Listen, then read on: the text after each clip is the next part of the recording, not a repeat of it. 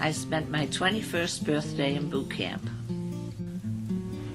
I just barely made the 100 pounds. I ate bananas all the way into the weigh-in, hoping I could put on a couple of ounces.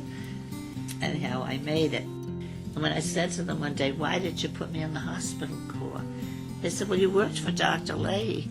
I said, "Yes, but I was a secretary, not a nurse." They said, 6 weeks at Bethesda and you'll be a nurse. Well, there was a great deal of patriotism in World War II. Everybody was volunteering to go, as well as being taken in forcefully. But everybody wanted to do something, even the people who weren't in the service. And our mothers and fathers, that they were all put on rations practically on certain items that were scarce. We had ration slips to buy our shoes if they were leather. And then all the women who couldn't go into the service, they volunteered in many different ways to take the place of men they needed, because they wouldn't send the women over in danger. And they just were glad to do it. What was it we used to call the women down at the Navy Yard? Rosie the Riveters. Yeah, because Rosie the Riveters, and what a job they did, and they were proud. And they weren't even in the service, they were all volunteers. It's interesting. Women basically, if they're married, they were mothers and they were at home.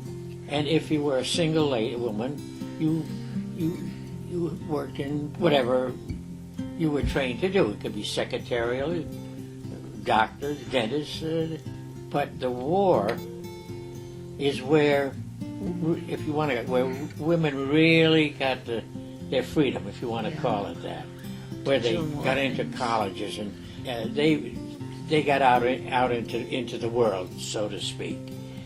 But the war is what brought that on and made women more independent. They got away from being a second-class citizen, you know. Yeah, we did get more independent, I think. Yes, they did. You'd have to say that. And I just enjoyed every minute.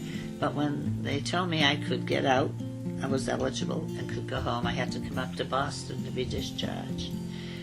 And they offer you everything under the sun. They'll give you higher ranks and anything to keep you in at that time. I said, "No, thank you, men, but I'm glad I joined." And I was. I felt I was doing something being in a hospital, you know, rather than, although everything had to be done, but I was glad they put me in the hospital. It made me feel good.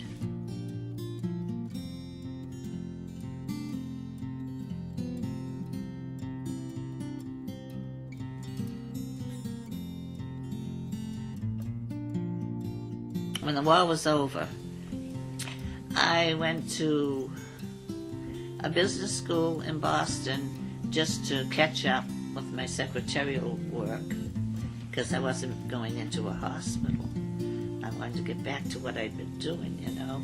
So I thought the best thing was to take a review course, which I did. Bryant and Stratton Business School.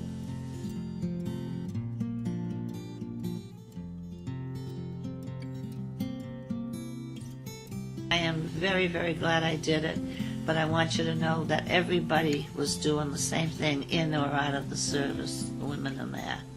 They made a lot of sacrifices at home.